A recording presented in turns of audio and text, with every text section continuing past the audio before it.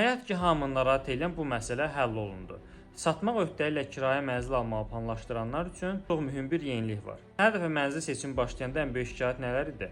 Şəffaflıq, kənar müdaxilələr, kiminsə başqasının adından ev seçmə riski və digərləri. Bu problemlərin qarşısını almaq üçün sistemdə tam yeni bir dövr başlayır.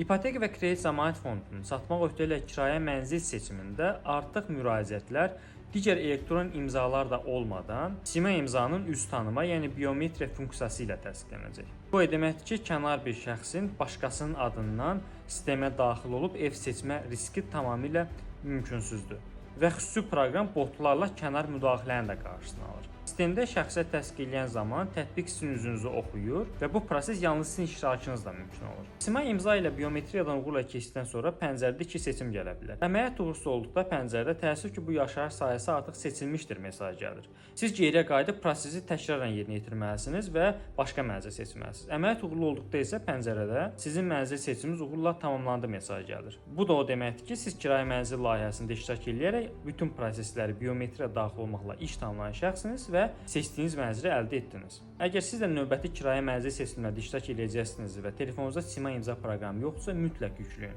və qeydiyyatdan keçin. Video faydalı olsa, kirayə mənzil layihəsi üzrə ev almaq istəyən dostlarınıza göndərin ki, bu videonu onlar da faydalansınlar və bu yenilikdən xəbərdar olsunlar.